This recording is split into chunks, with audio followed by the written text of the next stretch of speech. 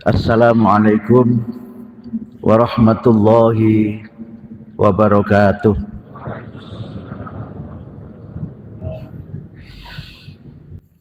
Alhamdulillah alladzi akramana bitauhidi wa dinil Islam wassalatu wassalamu ala Muhammadin khairil anam wa ala alihi wa sahbihi wa man tabi'ahum biistiqamati ila yaumil qiyam amma ba'd.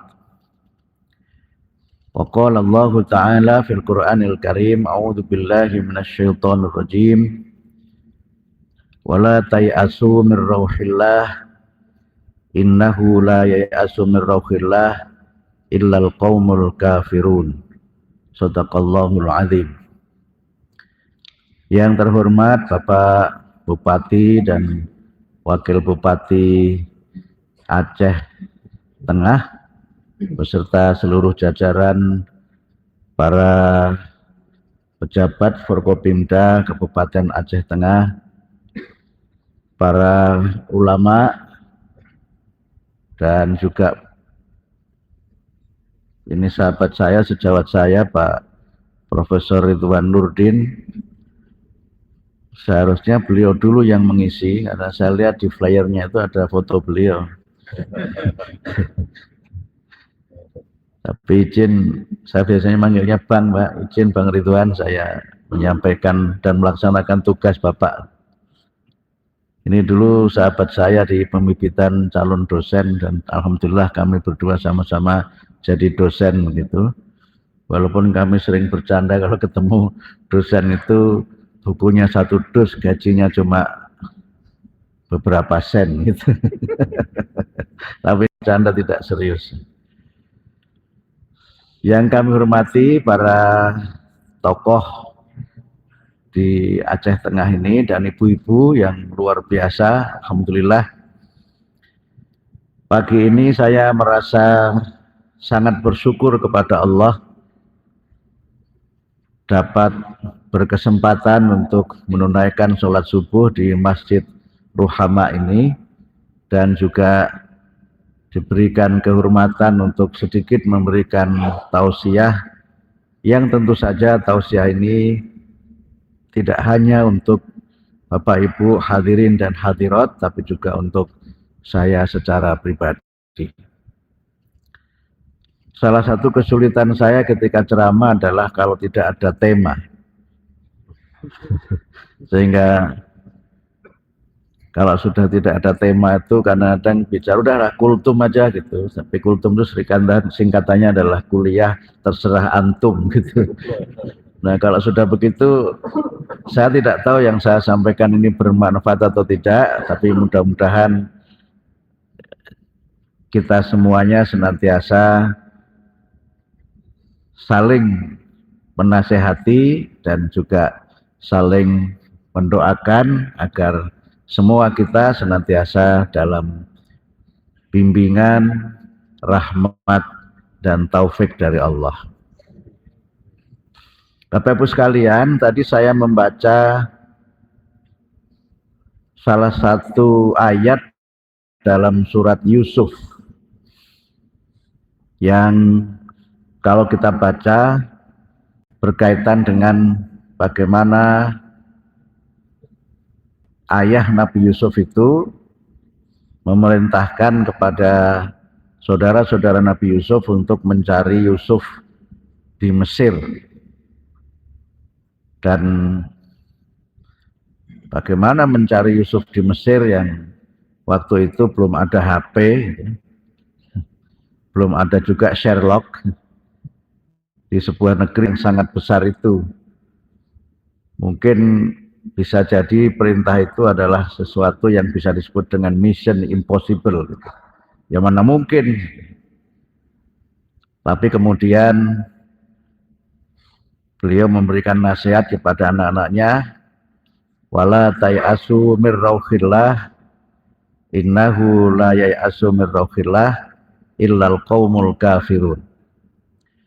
Janganlah kamu berputus asa dari rahmat Allah, karena sesungguhnya tidak berputus asa dari rahmat Allah itu kecuali orang-orang yang kafir. Kalau kita pahami ayat ini dalam konteks yang luas, kita diberikan nasihat oleh Allah bahwa di antara pembeda antara hamba Allah yang beriman dengan mereka yang tidak beriman itu adalah pada sikapnya yang optimistis, sikapnya yang senantiasa positif terhadap apapun keadaan yang mereka hadapi, kesulitan apapun yang mereka hadapi. Karena itu iman tidak sekedar kita percaya kepada Allah, berikrar kepada Allah, tapi iman adalah satu keyakinan yang menumbuhkan rasa percaya diri, menumbuhkan rasa aman, dan menumbuhkan kreativitas untuk kita menyelesaikan berbagai macam persoalan itu. Iman itu pula yang menjadi pembeda ketika seseorang itu menghadapi atau mengalami musibah. Mereka yang beriman tentu menghadapi dan menerima musibah itu dengan keimanannya dan dengan sikapnya yang positif dan optimistis. Allah berfirman di dalam surah Al-Baqarah yang saya kira hampir semua kita hafal, walanabluwannakum bisyai'im minal khaufi wal ju' wa naqsim minal amwali wal anfusi wath thamarat wa basyiris sabirin alladzina idza asabathum musibah qalu inna lillahi wa inna ilaihi raji'un. Ulaika alaihim shalawatun mir rabbihim wa ulaika humul muhtadun. Kalau kita pahami ayat ini, semua manusia mengalami musibah. Bentuknya beragam. Di dalam ayat yang saya bacakan tadi, ya adalah musibah dalam bentuk kekurangan pangan.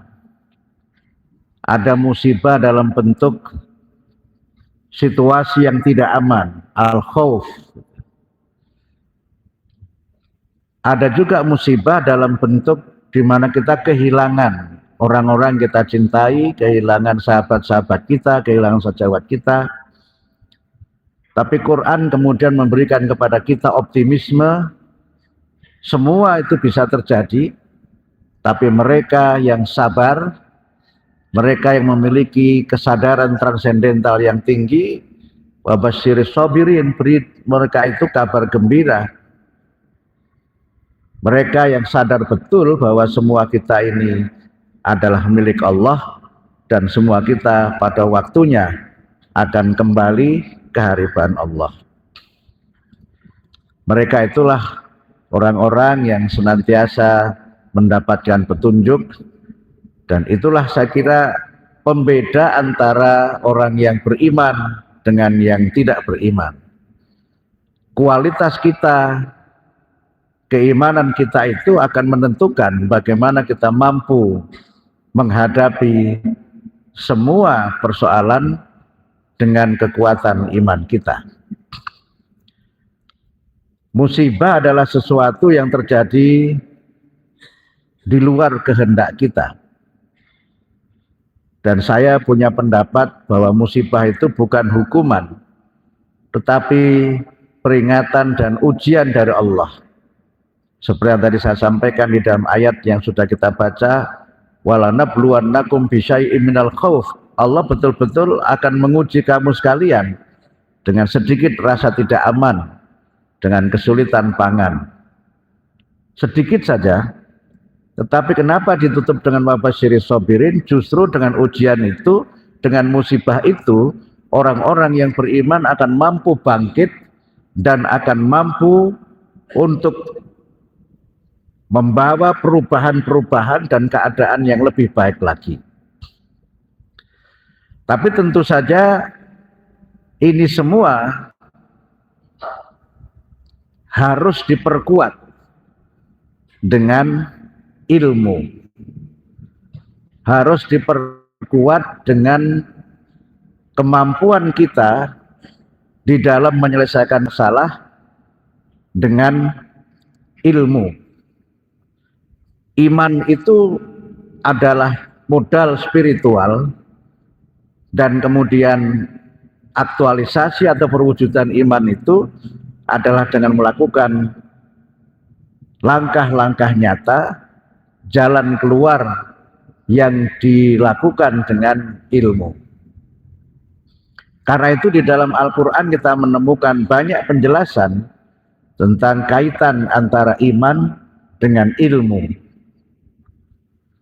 Di dalam surat Al-Hujurat yang saya kira juga sudah sangat populer, Allah berfirman, yarfa'illahul ladzina amanu minkum walladzina utul ilma darajat. Kalau saya terjemahkan dengan pendekatan sosiologi, ayat itu dapat kita terjemahkan, sesungguhnya Allah benar-benar akan mengangkat bangsa-bangsa yang beriman dan berilmu dalam martabat dan kedudukan yang sangat terhormat. Di situ kan bentuknya jamak alladzina amanu, orang-orang yang beriman. Kalau orang-orang itu kesannya individu-individu, nafsi-nafsi. Tapi kalau pendekatannya sosiologi, individu yang berhimpun itu kan menjadi komunitas. Komunitas dalam jumlah besar menjadi suatu masyarakat, masyarakat menjadi suatu bangsa. Karena itu maka ilmu itu menuntun kita supaya iman kita tetap kokoh. Ilmu itu menerangi hati kita supaya tetap tabah dan sabar dalam situasi dan kondisi apapun.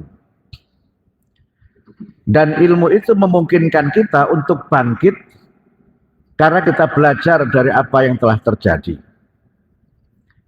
Sehingga orang-orang yang beriman dan berilmu itu tidak akan pernah meratapi sesuatu yang sudah terjadi, tetapi belajar dari apa yang telah terjadi. Disinilah kemudian Quran memberikan penjelasan betapa berbeda antara orang yang berilmu dengan tidak berilmu. Dalam surat Az-Zumar disebutkan, kul hal yastawil ladzina ya'lamuna wal ladzina la ya'lamun innama yatadzakkaru ulul albab. Katakan Muhammad, apakah sama orang yang berilmu dengan orang yang tidak berilmu? Innama yatadzakkaru ulul albab, sesungguhnya mereka yang senantiasa ingat dan dekat dengan Allah itu adalah hamba-hambanya yang cerdas, yang berilmu tinggi. Pertanyaan dalam surat Az-Zumar itu oleh para ahli bahasa disebut dengan istifham ingkari. Pertanyaan yang jawabannya itu bukan untuk menguji dia tahu apa tidak tahu, tetapi pertanyaan yang jawabannya sudah jelas untuk membenarkan apa yang dinyatakan itu. Jadi jelas tidak sama antara orang berilmu dengan orang yang tidak berilmu. Dan dari situlah kemudian kita mendapatkan penjelasan yang lebih kuat lagi dalam beberapa hadis Nabi. Di dalam hadis disebutkan al-ilmu nur. Ilmu itu cahaya. Ilmu itu anugerah Allah yang diberikan kepada hambanya yang berakal untuk dia bisa menemukan jalan melihat sesuatu dengan jelas, sehingga dengan ilmu itu manusia senantiasa berada pada jalan yang benar. Kalau kita mencoba mengkaitkan itu dengan berbagai macam kehidupan kita sehari-hari, Ilmu disebut cahaya karena secara teologis bisa menuntun kita untuk membedakan antara yang hak dengan yang batil. Dan kemudian dia memilih yang hak dan meninggalkan yang batil.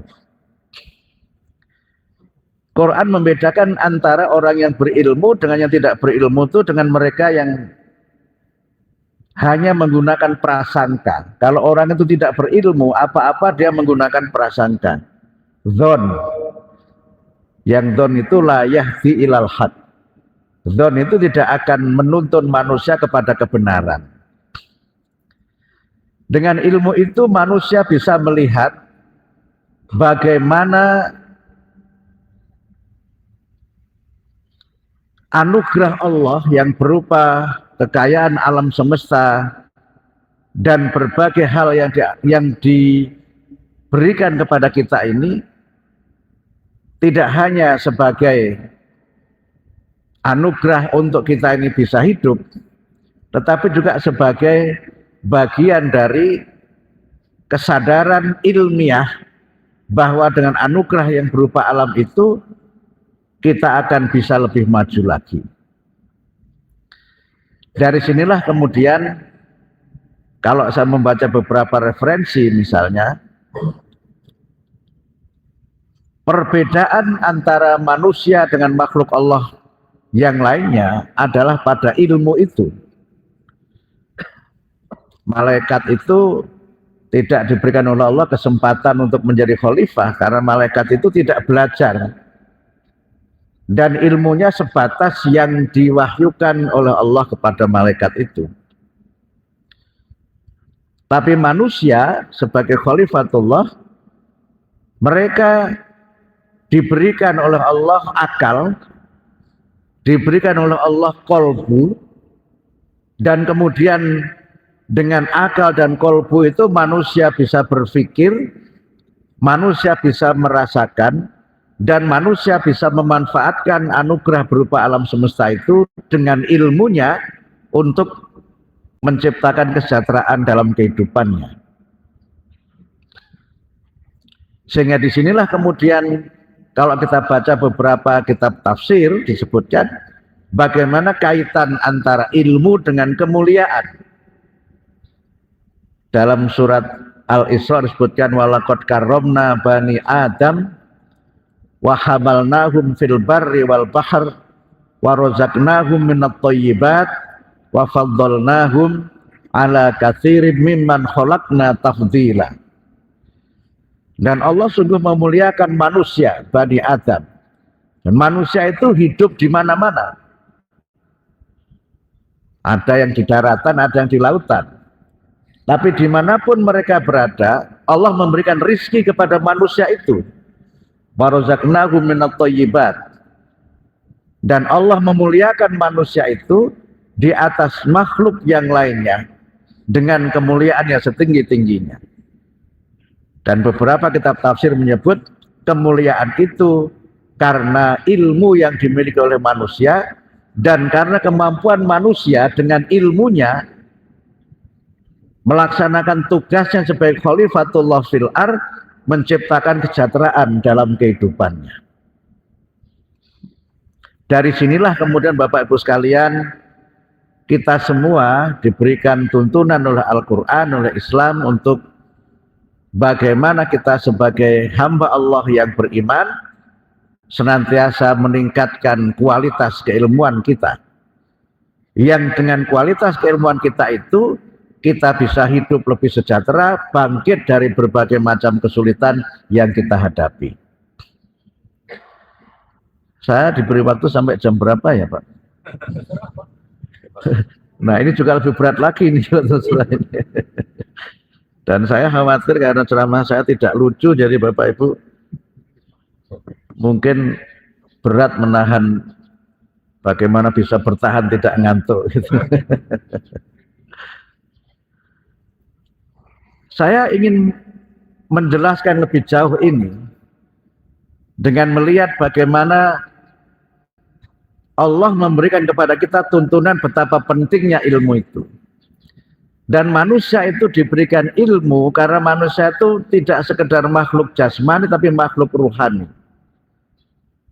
Jadi Abdurrahman Saleh Abdullah itu dalam bukunya Educational Theory Quranic Outlook, dia menyebut manusia itu bisa menjadi makhluk yang beriman dan berilmu karena manusia itu makhluk ruhaniyah.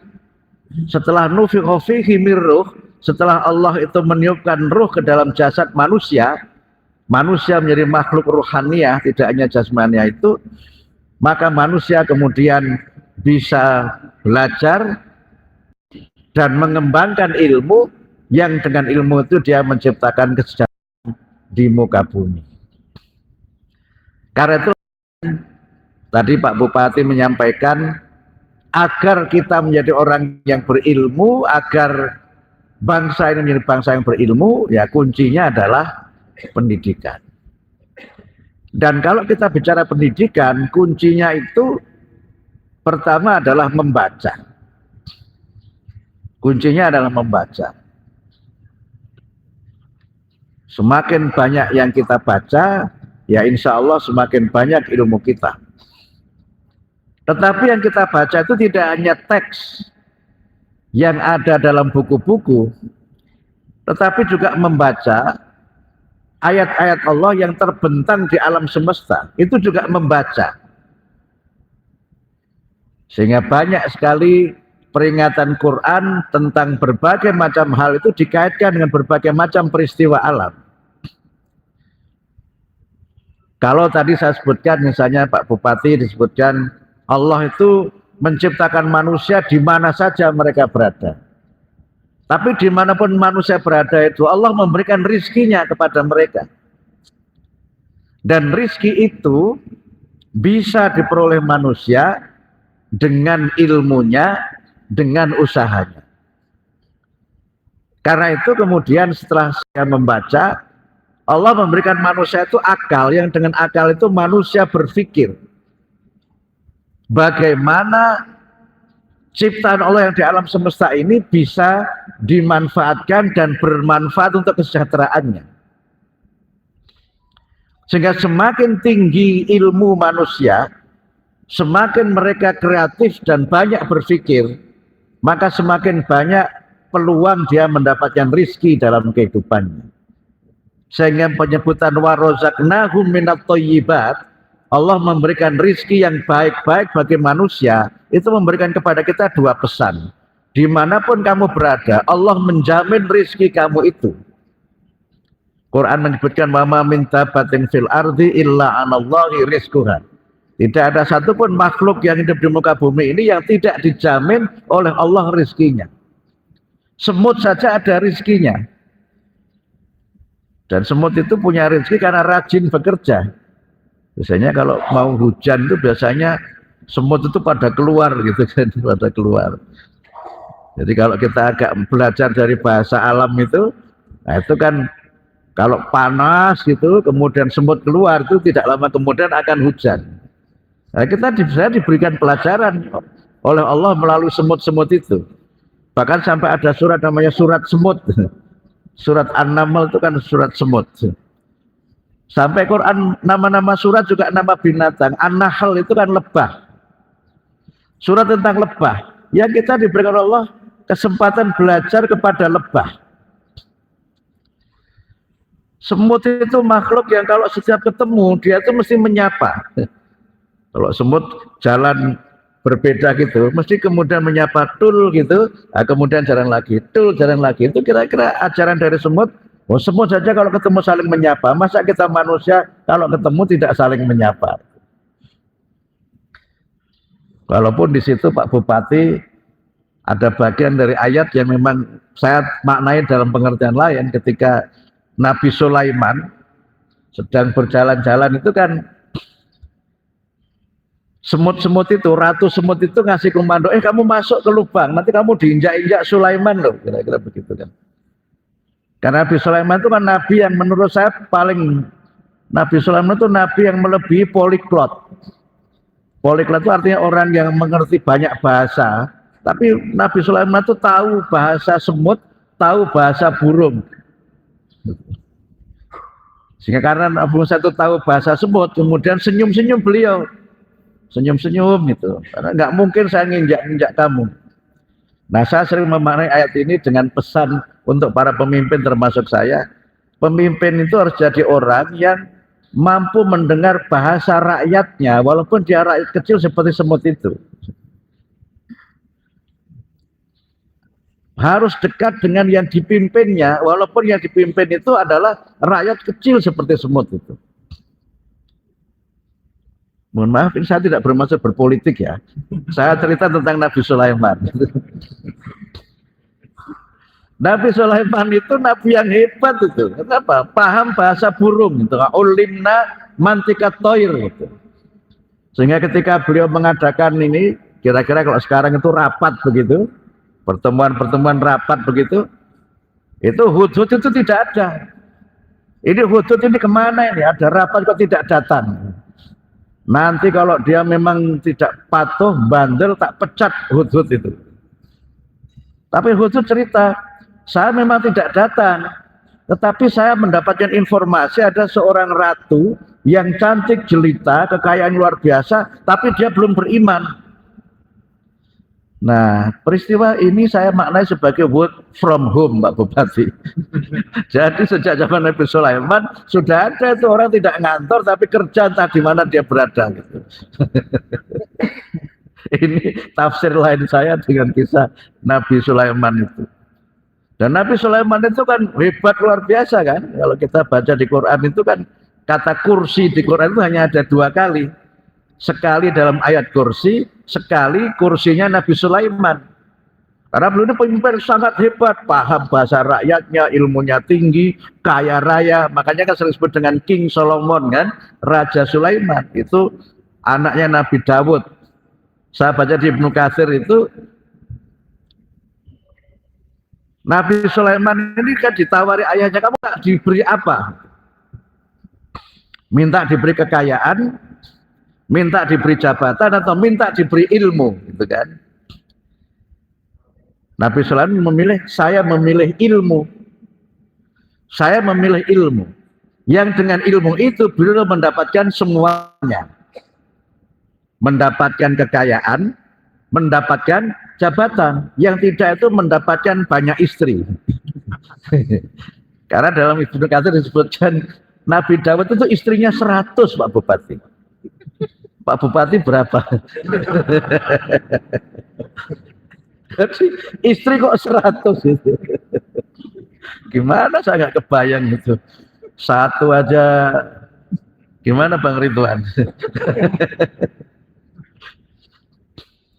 Dan laki-laki ini menunjukkan betapa ilmu itu menjadi sarana untuk kita itu mendapatkan banyak hal dalam hidup kita. Gitu. Nah, karena itu maka dari kisah Nabi Sulaiman itu kita harus menjadi pemimpin yang berilmu. Kalau pemimpin tidak berilmu, salah mengambil keputusan. Kalau tidak berilmu dengan kisah Nabi Sulaiman ini, dia tidak peka kepada aspirasi rakyatnya dan tidak mengerti bagaimana memberi jalan keluar atas berbagai persoalan yang dihadapi oleh rakyatnya. Itulah mengapa Quran itu isinya sebagiannya adalah kisah-kisah. Jadi kisah itu bukan dongeng, bukan sejarah, tapi iktibar dari berbagai peristiwa yang kita yakini kebenarannya karena itu datangnya dari Allah. Gitu. Orang yang berilmu tidak paham kan kisah Nabi Yusuf itu. Nabi Yusuf ini kan selain Nabi yang paling ganteng kan paling ganteng itu, paling memikat itu kan, sampai perempuan-perempuan Mesir itu kan ketika melihat Yusuf itu ini enggak manusia, ini malaikat itu, saking gantengnya itu. Makanya kan kalau ibu-ibu di daerah saya mungkin di Aceh juga kan kalau lagi hamil itu kan kalau pengen anaknya ganteng itu yang dibaca surat Yusuf, kira-kira seperti Pak Bupati itulah gantengnya gitu, atau seperti Bang Ridwan gitu. Itu kan. Beliau ini kan juga selain ahli tata negara juga ahli apa? Mimpi, takwil, menakwilkan mimpi itu. Menakwilkan mimpi. Yang di situ kan ketika beliau ini di penjara bukan karena salah. Tetapi karena tidak disukai, maka harus dipersalahkan, harus dicari apa yang menjadi alasan untuk dia itu dipenjara.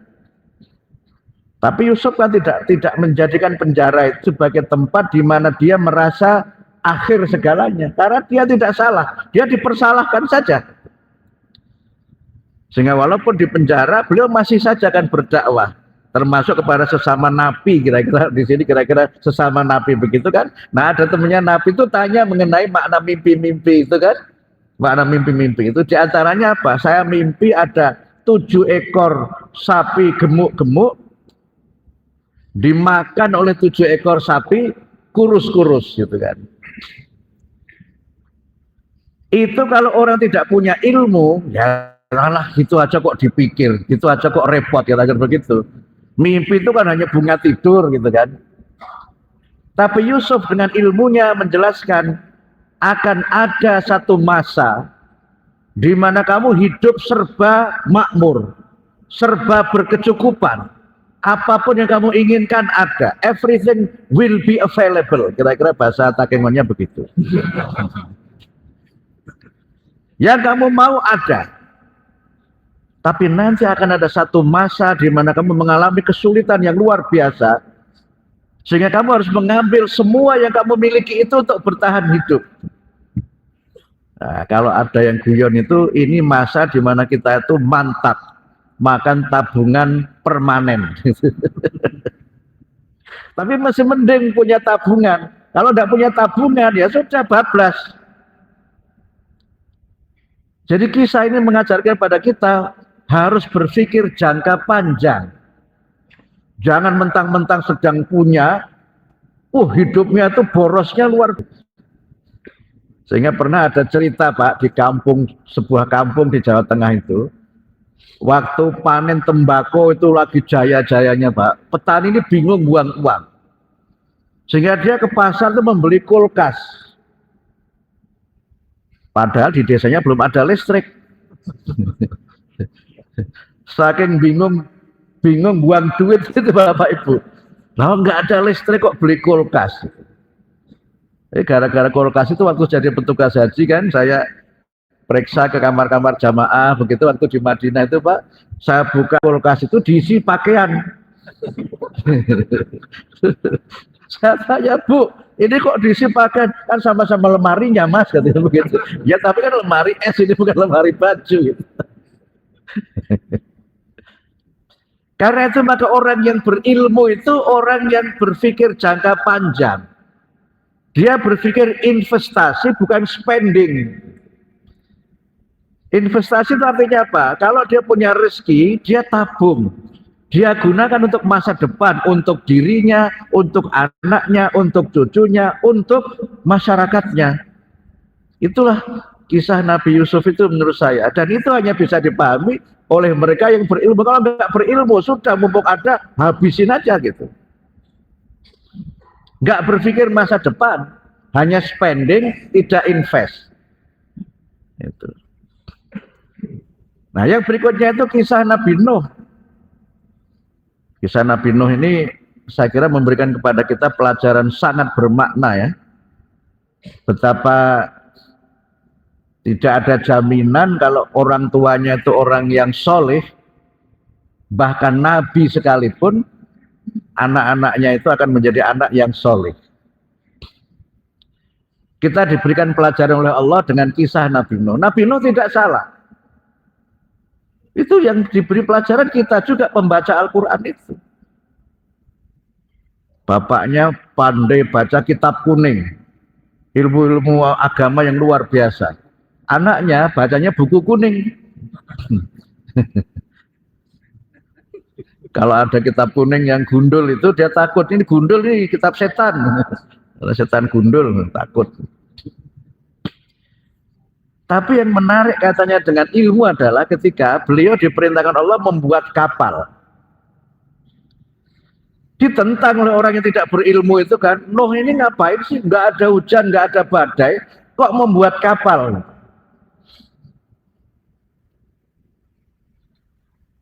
Lalu kemudian terjadilah banjir besar. besar kan, terjadilah banjir yang sangat besar, yang orang tidak pernah memperkirakan bakal ada banjir sebesar itu. Nah begitu ada banjir besar itu, tahulah orang baru sadar, oh ini maksudnya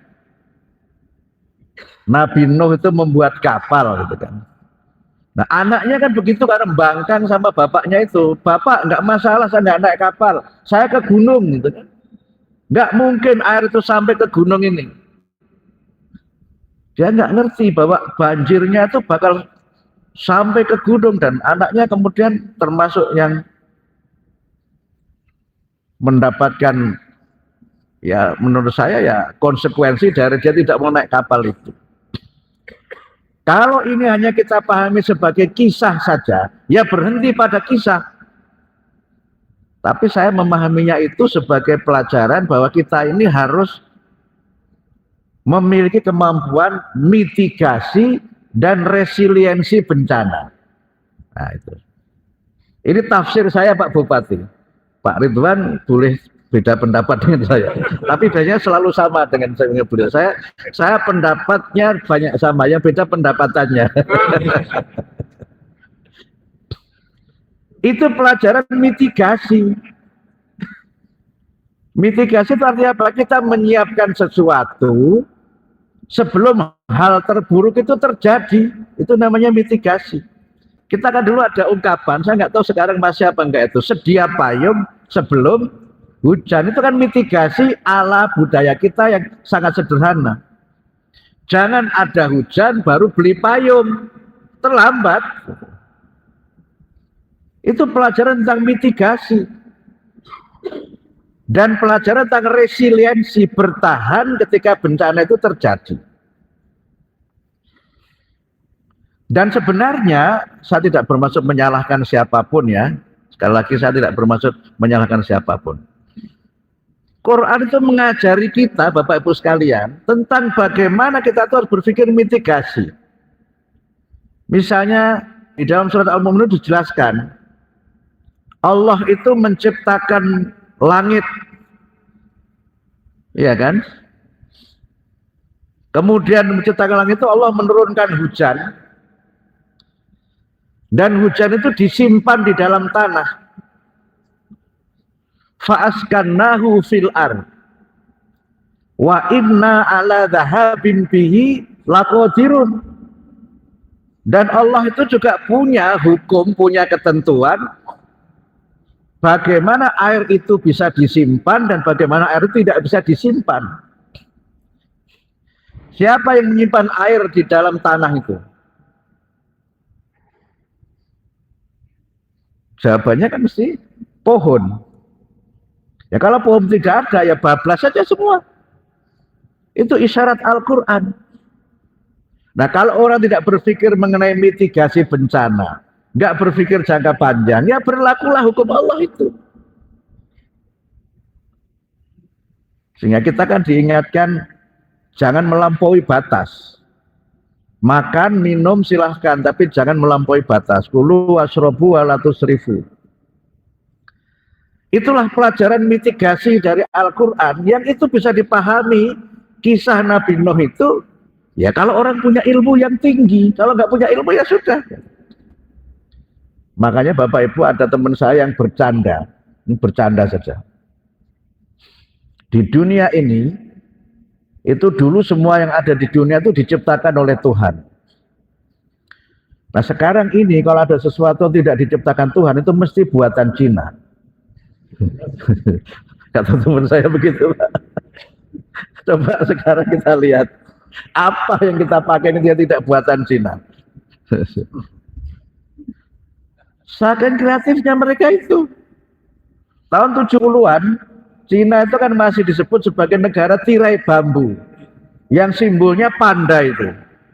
Binatang yang cuma gelendang itu bahasa Acehnya apa ya?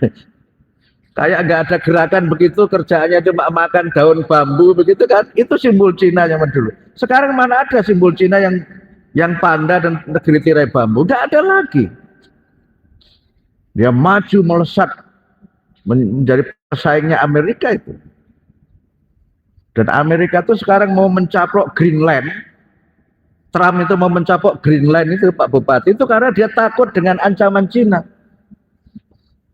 Lah apa hubungannya dengan ancaman Cina di situ? Nah ini lagi-lagi mitigasi tadi itu Pak Bupati, Pak Wakil Bupati. Ketika dunia ini makin panas, global warming itu pemanasan global itu nanti es yang di kutub utara itu mencair Pak. Sekarang sudah mulai mencair es itu. Ketika es itu mulai mencair, maka Greenland itu akan terbuka, terbentang menjadi jalur bisnis. Nah kalau jalur bisnis itu terbuka, Amerika bisa tidak punya akses di situ. Karena sekarang Cina sudah mulai buka bisnis dan berbagai komunikasi dengan negara-negara yang dilewati oleh Greenland itu. Jadi mikirnya sampai jauh ke sana Pak. Amerika tuh mulai mikir kenapa dia mencari itu Pak, menguasai planet-planet itu. Karena semakin banyak orang menggunakan komputer, alat begini kan dunia makin panas. Sehingga nanti mendinginkan komputernya dia nggak bikin ruangan yang ber-AC, dia simpan aja di mana gitu. Beberapa alat yang panas itu Mas Gogot dia kan disimpan di laut gitu, pendinginannya di laut. Orang mikir begitu. Kita baru sadar belakangan. Nah yang kedua itu kata kawan saya ini, semua negara itu diciptakan Tuhan kecuali Belanda. Kecuali Belanda. Kenapa? Belanda itu kan negara yang aslinya semuanya itu rawa. Karena aslinya semua rawa di Belanda itu, ya jangankan kok hujan. Bulan purnama pun itu ya terendam negaranya itu. Secara topografi, Belanda itu di bawah permukaan air laut. Karena itu dia tidak ingin tenggelam. Dia tidak ingin tenggelam. Saya harus hidup di sini, ya kan? Warozaqnahum minat thayyibat. Di mana-mana dia harus hidup, di harta di lautan, di mana-mana dia harus hidup. Saya nggak mau tenggelam. Kemudian dia cari duit. Sampailah dia ke Aceh gitu kan. Itu kan dalam mereka cari duit itu Pak. Cari duit itu. Kan begitu dia mendarat di Batavia 1596 atau 1601 itu 1601 ya kan 1602 kan dia bikin perusahaan dagang namanya VOC itu. Makanya ketika Belanda itu disebut menjajah, dia nggak terima, saya nggak jajah kok, saya cuma dagang gitu. Itu kan cirinya Belanda kan begitu kan, ngeles dia itu. Aceh aja tidak dikuasai oleh Belanda itu karena hebatnya orang Aceh itu. Nah kenapa dia perlu duit banyak? Ya kalau nggak dia punya duit banyak, tenggelam dia itu. Nah begitu punya duit banyak, dia bikin dam. Dia bikin dam dengan ilmunya, dia bikin dam. Sehingga dengan dam-dam itu Belanda nggak pernah kebanjiran. Walaupun secara topografi dia permukaan laut. Makanya banyak kota di Belanda itu kan diakhirinya dengan dam. Amsterdam, Volendam, Rotterdam, apalagi Pak? Iya kan? Dan itu betul-betul dam Bapak Ibu, betul-betul dam itu.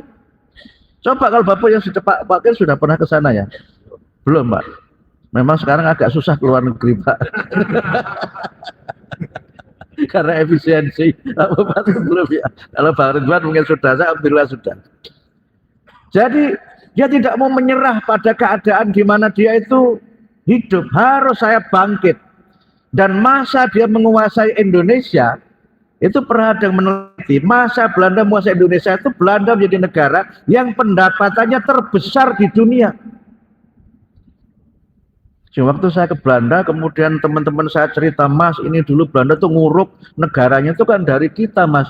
Ya memang Belanda itu bahasa Jawa Timurannya itu diancuk. Bahasa Jawa Timurnya begitu. Itu kan sekarang dia begitu. Dia tahu karena banyak rawa, nggak punya hutan apa, negaranya banyak angin. Banyak angin kan negaranya itu. Sehingga kemudian dia buat listriknya itu dari kincir angin karena dia punya ilmu. Dia punya ilmu. Kalau kita kan paling angin itu untuk bikin klutuk gitu, yang untuk mengusir burung itu. Apa Pak namanya di sini Pak? Bilo. Bilo ya Pak, iya itu. Berarti sama kita masa kecil sama itu. Dia tidak mau menyerah pada keadaan, dia harus merubah keadaannya itu. Nah, sekarang kan dia selain sebutannya adalah negara kincir angin. Karena dia tahu potensinya itu tinggi. Nah, tapi dia tidak punya obat tolak angin. Yang punya tolak angin orang Indonesia, dan enak juga kan, orang pintar minum. Ini tidak iklan loh ya, mohon maaf, ini tidak iklan. Jadi kalau ada angin, kita ini sibuk keroan. Kalau orang Belanda, ini angin kenceng begini buat apa? Akhirnya dia membuat kincir angin sehingga listriknya itu dari tenaga angin. Kita banyak angin, sibuk masuk angin, kerokan itu gitu. Maksudnya kita itu bukan orang Takengon, saya kira enggak. Tapi kayaknya enggak beda juga dengan saya. Itulah kenapa kemudian ketika Allah berbicara mengenai rizki, yang disebutnya adalah anugerah Allah yang ada di alam semesta. Karena dari situlah manusia, kalau kamu punya ilmu, kamu gunakan akal kamu sebagai anugerah yang diberikan hanya kepada manusia saja, kamu bisa sejahtera dan kamu bisa menjadi khalifah. Tapi berpikirlah jangka panjang, jangan jangka pendek. Hukum alam jangan dirusak. Itulah kenapa kemudian kita dilarang melampaui batas. Nah, balik cerita Belanda lagi, ya Belanda itu memang ya brengsek juga ya Bang Ridwan. Tapi kita sebagai ilmuwan kadang-kadang berutang budi Pak. Karena banyak karya-karya ulama Indonesia yang hebat-hebat, yang di sini tidak punya, itu dibawa Belanda ke negaranya, disimpan di sana. Sejarah Aceh itu mungkin sudah hilang, sebagainya sudah hilang, kalau tidak ada naskah yang dibawa oleh orang Belanda ke negaranya, naskah-naskah hebat yang sekarang baru mulai kita terjemahkan itu. Ya brengseknya ada, tetapi jasanya ada juga untuk ilmu itu. Nah itu juga orang yang berpikir jangka panjang, karena suatu saat itu akan jadi ilmu. Ya bagaimana orang mau surat menyurat saja disimpan. Ada kan Abendanon itu surat menyurat sama Kartini. Ya sempat-sempatnya nyimpen surat Kartini gitu. Tapi itu kan kemudian hari menjadi ilmu kan, menjadi warisan sejarah yang luar biasa yang ketika diterjemahkan kemudian terbitlah buku, habis gelap terbitlah terang. Kita ini jangankan kok surat orang, dokumen penting saja nggak kita simpan dengan baik gitu. Ya mohon maaf, mungkin Pak Bupati, Pak Wakil Bupati, di antara masalah kita itu kan masalah tanah kan. Dan masalah tanah itu awal mulanya dari mana? Ya karena banyak surat-surat penting tidak disimpan. Gitu. Padahal Quran mengingatkan kita kan, idza tadayantum bidainin ila ajalin musamman faktubuh. Kalau kamu ada transaksi untuk waktu yang tidak ditentukan, kamu catat, kamu tulis. Itu ayat terpanjang di Al-Quran itu Pak. Satu halaman sendiri itu kalau kita baca itu. Sampai jam berapa? Ini ada kabar baik, nasinya sudah siap. Ini dari dulu Pak, sahabat saya yang hebat ini. Waktu pembibitan juga begitu. Kalau ada nasi, itu memberitahunya paling awal itu. Hebat Bang Ridwan. Jadi sampai mana tadi saya itu? Nyimpen surat-surat itu Pak. Itu penting itu. Mereka nyimpen itu. Yang karena disimpan itu kemudian sekarang menjadi ilmu. Nah kita ini kan tidak serius dengan catatan itu. Bayangkan Bapak Ibu, kalau Nabi tidak memerintahkan para sahabat menghafal dan menulis Al-Quran, kita tidak punya Quran seperti yang kita miliki sekarang ini. Kan Nabi memerintahkan pada para sahabat ketika beliau menerima wahyu itu dua kan, satu hafalkan, dua tulis. Itulah kenapa kitab yang otentik, yang asli, itu hanya Al-Quran, yang lain sudah tidak ada aslinya. Kitab yang dihafal oleh berjuta-juta umatnya, hanya Al-Quran saja.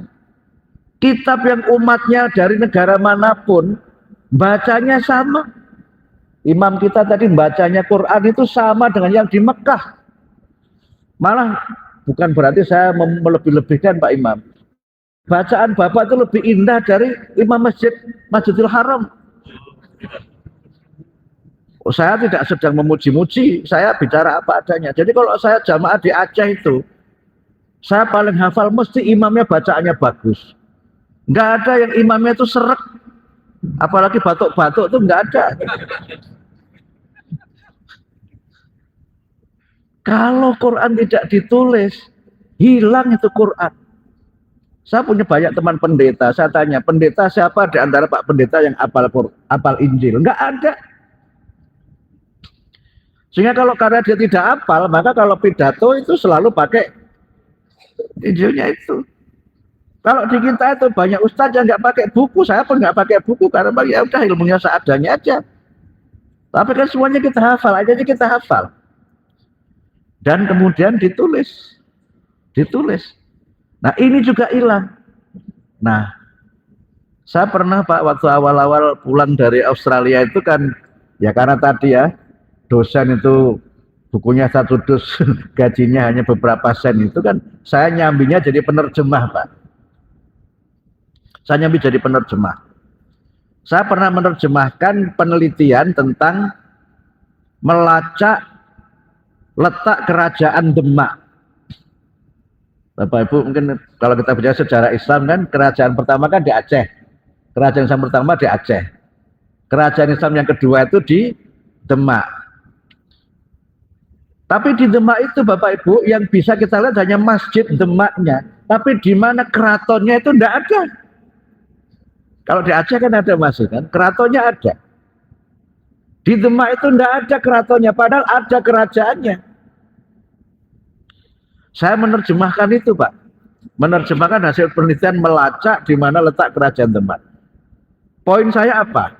Sebagian besar dokumen yang dipakai sebagai rujukan dari penelitian itu adalah tulisan-tulisan orang Belanda yang dia itu ke Demak dan sekitarnya dia nulis. Jadi orang Belanda itu diantara kelebihannya menurut saya, kalau dia itu piknik jalan-jalan itu menulis yang dia lihat, menulis yang dia saksikan. Jadi oleh-olehnya itu kalau dia jalan-jalan itu tulisan di tempat di mana dia itu singgah. Kalau kita jalan-jalan apa yang kita tulis?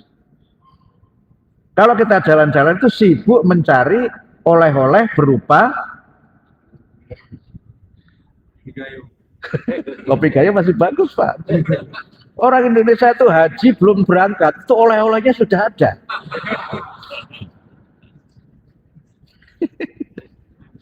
Oleh-olehnya sudah ada. Dan Takengon ini daerah ilmu. Saya punya teman, ini menutup ceramah saya karena nasi sudah siap. Ini hard to resist, berat untuk tidak dipenuhi ini Pak. Saya punya teman namanya Yusuf Id Pak. Dia mahasiswa di Australia. Penelitiannya ahli bahasa. Dia penelitiannya di Takengon ini. Dia ahli Takengon. Namanya Yusuf Id. Nah, Yusuf itu nama Islamnya. Id itu nama surname-nya, family name-nya itu. Dia ini karena penelitian di Takengon dia masuk Islam. Dia masuk Islam. Dan dia punya banyak dokumen tentang Takengon yang mungkin orang Takengon sendiri tidak punya Pak. Saya kenal dia karena waktu saya ikut program pertukaran pemuda Islam Indonesia Australia itu, yang menjemput saya di bandara, yang mendampingi saya di beberapa waktu di sana namanya Yusuf ini. Jadi dia masuk Islam di Aceh itu karena kagum dengan budaya Takengon, dan itu Pak, bacaan-bacaan Quran orang-orang Takengon yang luar biasa. Makanya tradisi ini harus ini bukan tradisi.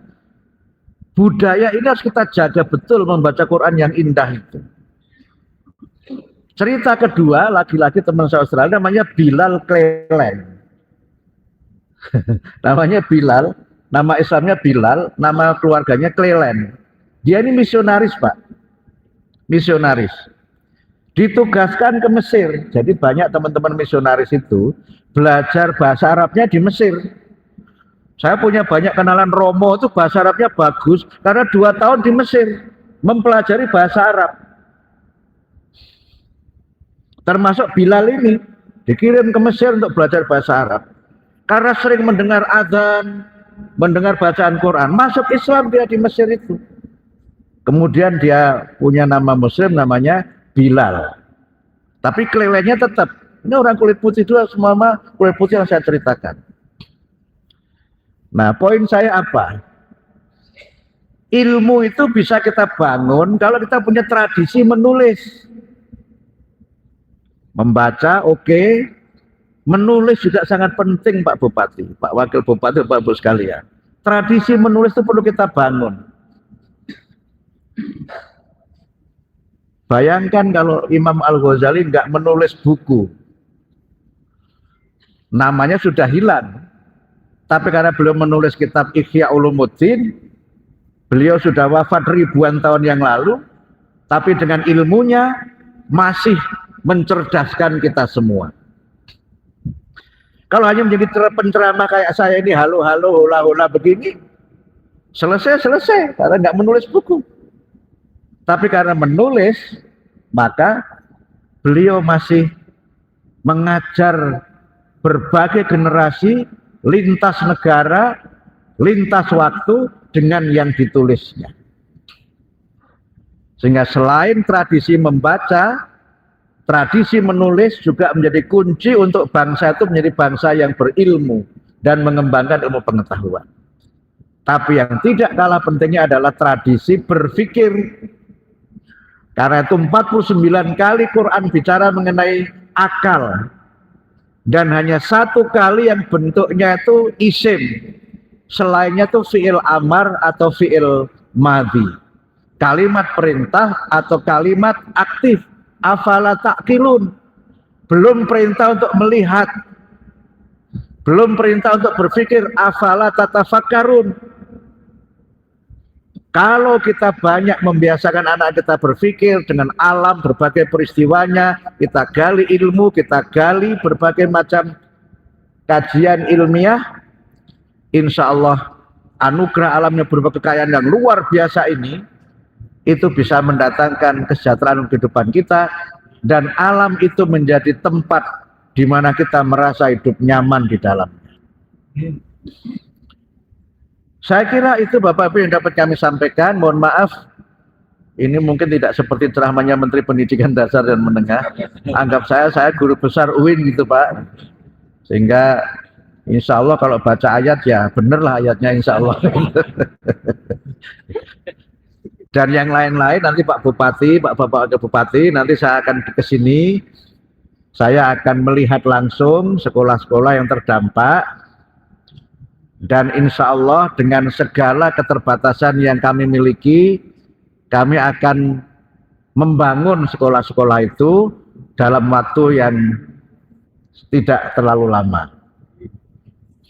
Saya didampingi Pak Dirjen PAUD Dasben, Pak Gogot mungkin perlu berdiri Pak Gogot. Nah, ini beliau tidak membawa duit, tapi insya Allah membawa dana. Apa bedanya Pak? Saya didampingi oleh Pak Didik Suhardi, Pak Staf Khusus Menteri, berdiri Pak.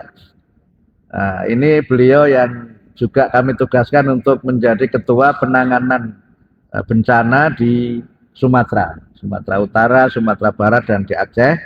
Kemudian Pak Direktur SMK ada juga, Pak Ari. Nah, Pak Ari ya, ini Pak Ari juga bawa dana juga. Nanti SMK-nya juga beliau insya Allah akan melihat langsung. Siapa lagi ya Pak? Pak Azaki Khorudin, ini tenaga ahli saya. Jadi kalau ada buku-buku saya itu yang nulis Mas Azaki ini, masih muda sudah doktor. Dan insya Allah doktornya asli ya kayaknya. Insya Allah dokternya asli Pak. Karena saya nguji Pak, saya nguji Mas Azaki ini. Saya nguji waktu ujian terbuka di UIN Jogja. Siapa lagi ya? Siapa Mas? Yang dari rombongan kementerian? Kalau Pak Kepala Dinas Aceh mah nggak usah disebut. Beliau ini ya panglima yang luar biasa. Kalau sudah di lapangan sama beliau ini saya sudah lelah gitu melihat Pak Kadis ini, waduh saya lemah begini. Nah insya Allah yang kami lakukan ada 3. Yang pertama, sekolah-sekolah yang rusak ringan dan sedang kita prioritaskan untuk segera kita bantu dengan dana revitalisasi tahun 2026. Insya Allah dananya sudah ada ya Mas? Dananya sudah ada, tinggal menunggu pencairan saja. Nah, jadi cair ini penting gitu. Tetapi tidak sekedar cair, pencairan dan pemanfaatannya. Karena itu silahkan nanti yang rusak-rusak, ringan dan sedang dibuat proposalnya. Tapi yang tidak rusak jangan dirusak ya, minta tolong. Jangan karena ada bantuan yang tidak rusak kemudian dirusak. Tolong. Ini yang betul-betul memang rusak ringan dan sedang sehingga mudah-mudahan bisa segera kita atasi. Yang kedua yang rusak berat, bahkan ada yang terdapat info memang ya betul-betul sudah rusak, nanti kita bangun unit sekolah baru. Minta tolong Pak Bupati ditetapkan lokasinya, setelah ada lokasinya, di mana lokasi yang baru, nanti juga kita akan bangun unit sekolah baru. Nah sambil unit sekolah baru ini kita bangun, nanti kita akan bangun kelas darurat. Bukan yang kelas tenda ini kan paling maksimal 3 bulan. Kelas darurat itu nanti juga kita bangun untuk anak-anak yang memang sekolahnya rusak total. Di situ paling tidak menurut aturan maksimal 2 tahun ya Pak Didik ya, maksimal 2 tahun ya. Kami sudah kunjungi beberapa di Aceh Utara kemarin. Kemudian mebeler yang rusak, buku yang rusak juga insya Allah nanti akan kita bantu dengan dana yang sudah juga tersedia dananya, sehingga mudah-mudahan kita semua dapat segera bangkit, kita semua dapat segera menyelesaikan masalah ini dan anak-anak kita dapat belajar dengan sebaik-baiknya. Insya Allah Bapak Ibu sekalian, atas dukungan Pak Bupati, Pak Wakil Bupati dan semua jajaran, mudah-mudahan bulan Maret atau Februari akhir ini sudah bisa dimulai ya Pak Gogot. Karena beberapa sudah PKS ya Pak, sudah PKS ya, sudah perjanjian kerjasama, sehingga kalau sudah PKS berarti uangnya sudah cair dan sudah bisa dilaksanakan sesuai dengan proposal. Saya kira itu dapat kami sampaikan.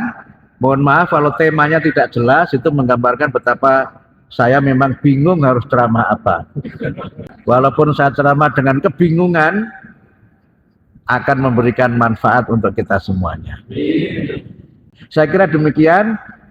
Mohon maaf atas segala kekurangan, kekhilafan, dan tutur kata tidak berkenan.